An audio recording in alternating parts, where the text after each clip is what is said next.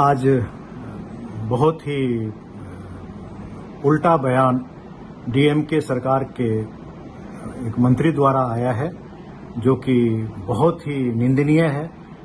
पूरे देश को इस पर निंदा करना चाहिए, क्योंकि वह बयान पूर्ण रूप से सनातन धर्म को नष्ट करने के लिए, मिटा देने के नियत से दिया गया है, जो कि कदापि स्वीकार किसी भी स्तर पर नहीं किया जा सकता। यह धर्म बहुत ही पुराना धर्म है। यह तब से चला आ रहा है जब यह सृष्टि बनी थी, ऐसा मानता है। लेकिन इस धर्म का जो अस्तित्व है, इस धर्म का जो विकास है, इस धर्म को जो मानने वाले हैं, ये बहुत ही ऊंचे दर्जे के हैं, जिसको कि कभी भी मिटाना बहुत मुश्किल है। क्योंकि इसे मिटाने के लिए रावण आए, वो नहीं मिटा सके, कंस नहीं मिटा सका, दूसरे जो दुष्ट राक्षस थे वो नहीं मिटा सके।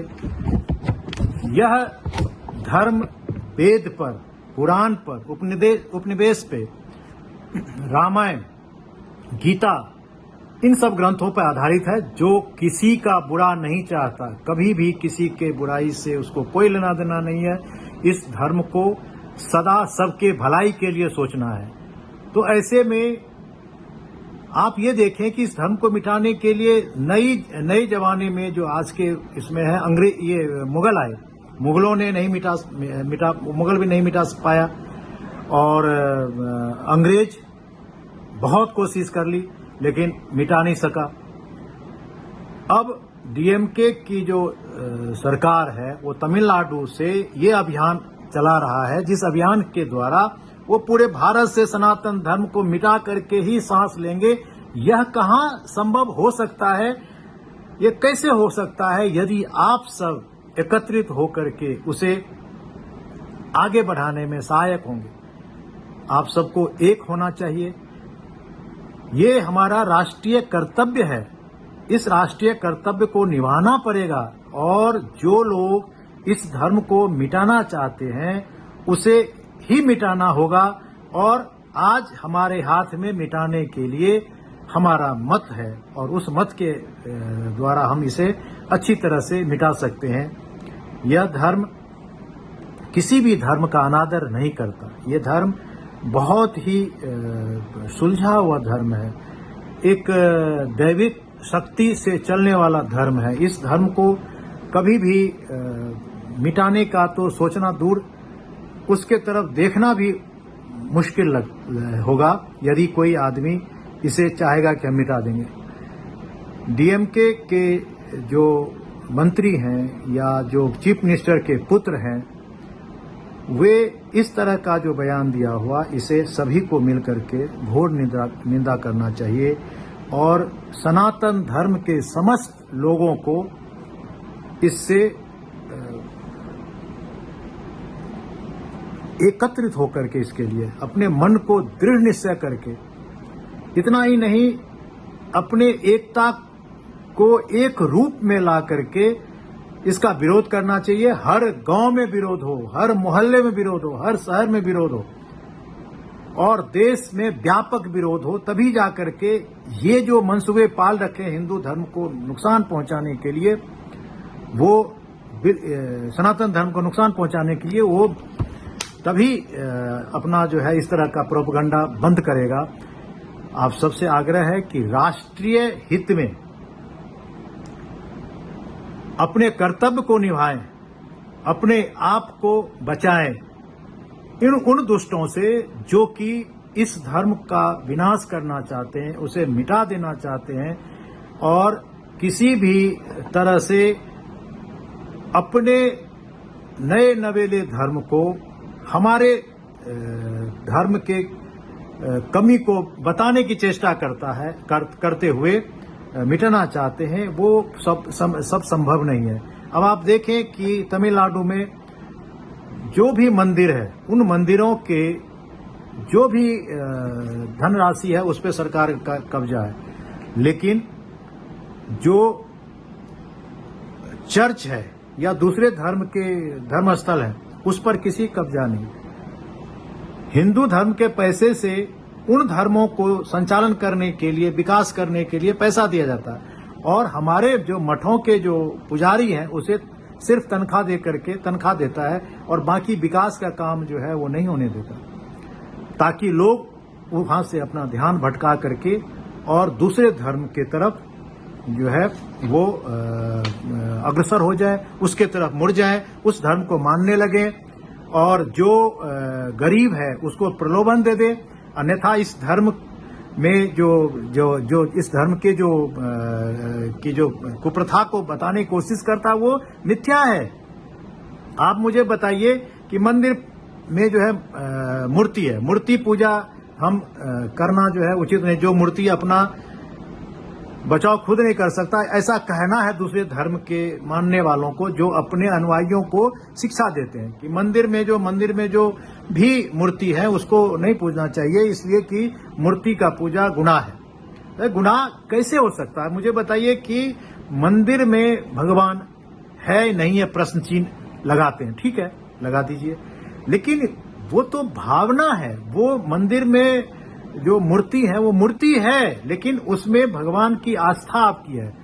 उसी तरह से अगर आप अपने माता पिता का जो तस्वीर है वो अपने पॉकेट में रखते हैं, अपने बैलेट में रखते हैं और उसे बार बार देखते हैं, तो क्या अगर वो दूर है या नहीं है तो वो क्या उनमें जान आ जाता है? नहीं आता।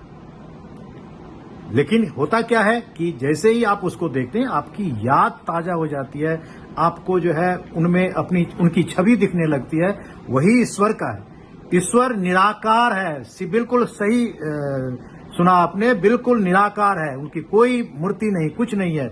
और ये हमारे हर ग्रंथ में लिखा हुआ है, वेद में लिखा हुआ है, उपनिवेश में लिखा हुआ है, रामायण में लिखा हुआ है और गीता में लिखा हुआ है। लेकिन ईश्वर जो है साकार रूप तब होते हैं जब दुष्ट का नाश करना होता है, जब दुष्ट अपनी गतिविधि अधिक बढ़ा देता है और जो ईश्वर है उसमें आस्था रखने के बजाय अपने आप को पूजना शुरू करवाता है। ऐसे लोगों के लिए ईश्वर अवतारित होते हैं और अवतारित होने के बाद जो वो उनका रूप होता है उसको लोग पूजने लगते हैं, और वही रूप जो है वो उनको मान करके चलते हैं। वही धारणा है जिस तरह से आप अपनी पत्नी, बहन, भाई, माता, पिता की तस्वीर अपने जेब में रखते हैं, उसी तरह से हम मंदिर में रखते हैं। तो मंदिर में जो पूजा होता है वो भगवान की पूजा की जाती है, इसलिए कि उनमें एक आस्था हो और उनको देखने के बाद मनुष्य जो है